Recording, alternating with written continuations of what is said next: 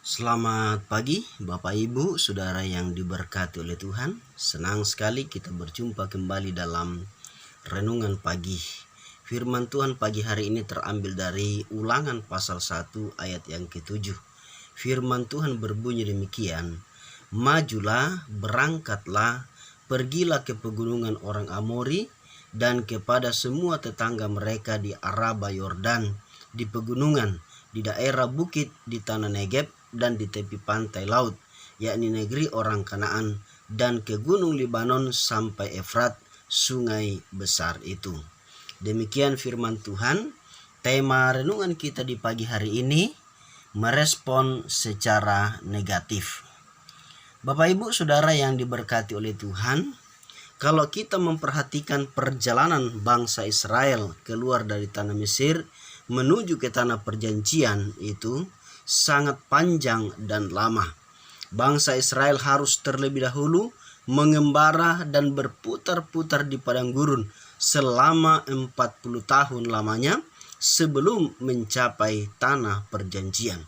Pertanyaannya adalah, selama itukah seharusnya perjalanan yang ditempuh dari Mesir untuk menuju Kanaan? Ternyata tidak.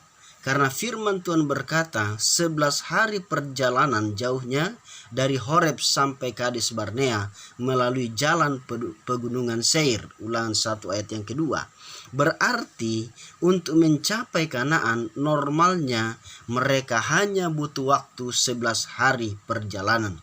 Namun bangsa Israel harus menempuhnya selama 40 tahun.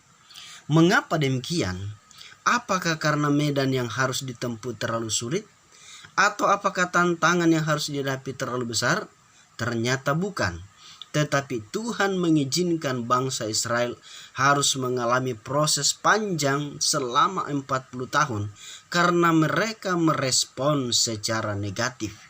Merespon secara negatif seperti selalu membesar-besarkan masalah atau kesulitan yang dialami.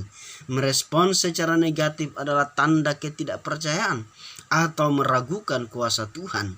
Merespon secara negatif adalah lawan dari iman. Orang yang memiliki respon hati yang negatif suka membesar-besarkan masalah atau kesulitan yang dialami dan meragukan kuasa Tuhan.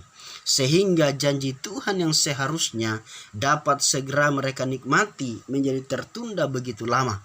Kemenangan di depan mata tidak dapat diraih dan memerlukan waktu bertahun-tahun untuk meraihnya. Bahkan sebagian besar dari generasi yang dipanggil keluar dari Mesir tidak pernah mencapai tanah perjanjian karena mereka mati di padang gurun. Sesungguhnya Tuhan telah memanggil mereka keluar dari perbudakan di Mesir untuk pergi ke suatu negeri yang telah dijanjikannya sesuai dengan firman-Nya.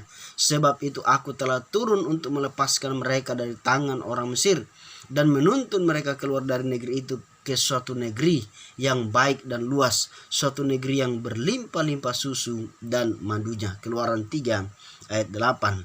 Tetapi sangat disayangkan, bangsa Israel tidak memiliki respon hati yang baik dan benar. Hati dan pikiran mereka dikendalikan oleh situasi yang terlihat secara kasat mata. Akibatnya, mereka mudah sekali menggerutu, mengomel, bersungut-sungut terhadap apa yang dialami.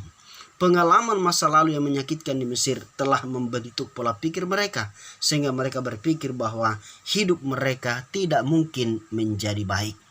Bapak Ibu, Saudara yang diberkati oleh Tuhan, mari kita belajar dari bangsa Israel yang harus melewati proses perjalanan yang panjang dan lama untuk sampai tanah perjanjian karena selalu merespon setiap peristiwa yang terjadi dalam hidup mereka secara negatif.